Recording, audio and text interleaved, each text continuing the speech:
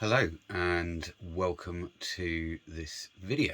It's Monday and it is the 27th of February 2023, and we have one day left until the public consultation that no one's even heard about comes to an end. So we've got tomorrow to respond. So if you haven't responded yet, now is the time to get it done. So I wrote my response today. Ironically, on the 11th of February, I lost access to my Microsoft account. Cause a problem, offered a solution kind of thing. Now, I found that particularly interesting because they've not really given me a reason as to why I've lost access to my account. I had 2 emails arrive in my inbox, and or 3 actually. Security alert from Microsoft, claiming that somebody had known my password and tried to access my account from wherever it was, Brazil or whatever. And essentially, I tried to do the account recovery process, which they ask you, all manner of information. So I at first thought it was a bit of a data collecting exercise. Excuse me, I can't get my words out today. And essentially that would be, I'd be wrong to think that. Of course, I did suggest that, and I was told, oh no, Microsoft wouldn't ever do anything like that, right? So I just find it very coincidental, shall we say, with regards to the timings of it. It's kind of like, let's cause maximum disruption for people. Let's shut them out of their email, stop them from being able to respond to the consultation, if you want to call it a consultation, of course. And then make it really awkward to get your account back. I answered all the questions. I gave my name, my date of birth, my postcode, where the account was set up. I couldn't remember when I had set the account up. I had to give the last 4 emails, the email addresses that they went to, and the subject matters of the emails.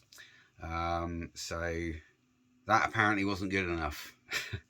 So yeah, I've been locked out of my email, my Microsoft email anyway, for that amount of time. I was hoping to get it back to do the consultation email with, but well, I ended up having to use my Google account, which seems to be a lot more reliable, it would seem.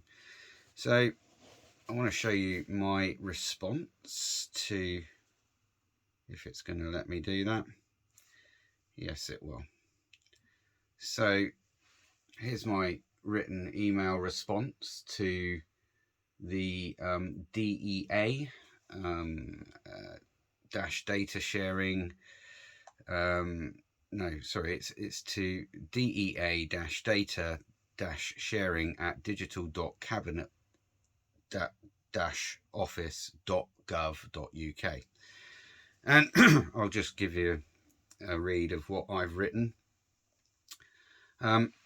Dear public servant, I am writing this in response to your apparent public consultation for a digital identity that has not been broadcast on any mainstream media outlets since its start date, the 4th of January 2023. This includes newspapers and all official news outlets, including the extremely biased BBC. You have asked people who became aware of this apparent consultation to respond in your preferred manner of answering a rather overly complicated set of questions. I will not be responding to the loaded questions that are written in such a way that they would confuse any person. This proposed idea for a digital identity is a very dangerous step towards a communist model. It potentially it could potentially have extremely harmful implications to the rights of the people.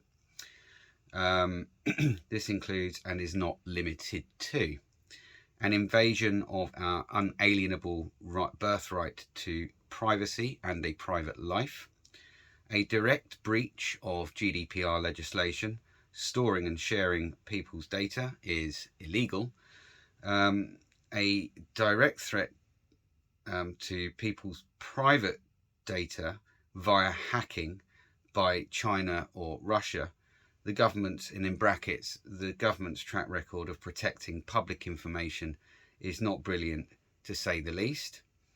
A very dangerous step towards a Chinese-style social credit system based on authoritarian and totalitarian values. A direct threat to the democratic system of the United Kingdom, which, to be honest, we don't really have a democratic system anymore. A direct threat to the common law constitutional rights of the people of the land. A direct threat to the common law constitution itself. An unnecessary and concerning move from government onto the people it is supposed to serve.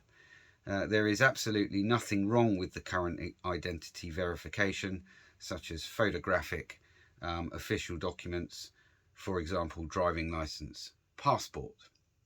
Monitoring of people's income would need to be facilitated by the privately owned central bank. No private corporation or government shall be given my consent to monitor, access, share my income or spending habits. No government shall be given my consent to access, share or collate my private medical information. I do not consent. I stand as a sovereign independent authority under the common law Constitution of England. I do not consent to any of my private personal information to be collected, collated, shared, put onto a digital space on the internet by any government, private corporation and or institutions of any kind. I do not consent to digital tyranny.